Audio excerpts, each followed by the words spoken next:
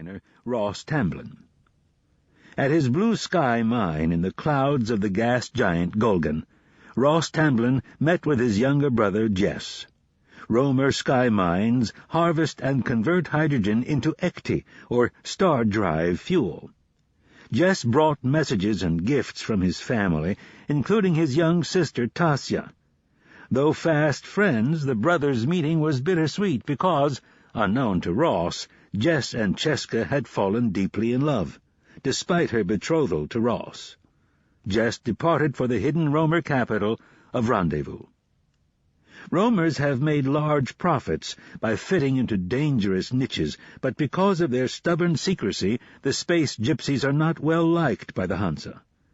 When the head of the Earth Defense Forces, EDF, General Kurt Lanyon, heard about a rebellious Romer space pirate, he used the merchant woman Rolinda Kett and her ex-husband, pilot Branson Roberts, as bait, and captured and executed the pirate. Uneasy about Lanyon's brutal justice, Rolinda traveled to Therak, where she hoped to establish trade in exotic commodities. Mother Alexa and Father Idris, parents of Reynald and Benito, were not interested, but their ambitious eldest daughter Sarene, an occasional lover of Chairman Wenceslas, was. After striking a deal with Sarene, Rolinda agreed to transport 2 Theron Green priests, stern old Otima and her wide-eyed assistant Nira, to Ildira, where they could study the saga of 7 Sons. Later, at the Mage Imperator's Prism Palace, Prime Designate Jorah became enamored with young Nira, though the Mage Imperator regarded the Green priests as if they were mere specimens. On Earth, Chairman Wenceslas and fellow officials discussed the increasingly common gaffes made by old King Frederick and secretly began searching for a replacement. They snatched a malleable streetwise scamp, Raymond Agara, then staged a terrible fire in Raymond's dwelling complex, which killed his mother and 3 brothers, leaving no evidence. The Hansa altered the young man's appearance, told him he was now Prince Peter, and began brainwashing him into his new role, using the teacher compy, or companion robot, Ox, to instruct him. After the successful test of the Cliquis torch, Margaret and Louis Colicos began a new excavation on the desert planet of Rindico, where ancient cities of the lost insect-like Cliquis had remained untouched. The only functional remnants of the Cliquis civilization, their hulking beetle-like robots, claimed that their memories were erased long ago.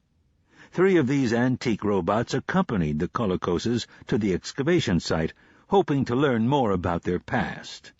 The archaeology team also included a compy, Dee, and a green priest, Arcus.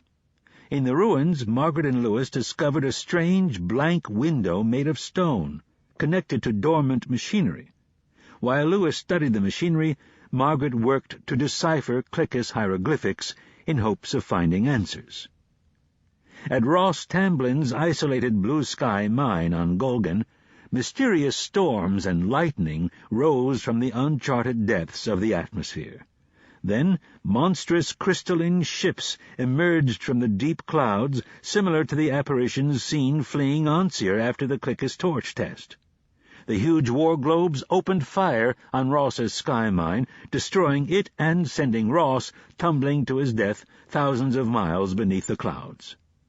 The alien spheres also appeared at Ancir and obliterated a station left behind to watch the newborn star. Next, war globes destroyed Romer sky mines at several gas giants, never demanding terms, never showing mercy. These unexpected attacks stunned both the Hansa and the Romers. Basil Wenceslas met with General Lanyon to discuss the new threat. Old King Frederick worked to rally the populace, recruiting new volunteers for the EDF. Vowing revenge for the death of her brother Ross, the spunky Romer Tasya Tamblyn ran off to join the military, taking along her compy, EA. Grief-stricken, Jess and Tasya's father died of a stroke, leaving Jess in charge of the family business. Although Ross's death left him and Cheska free to love each other, they were not willing to take advantage of the tragedy for personal gain. On Ildira, the green priest Nira spent a great deal of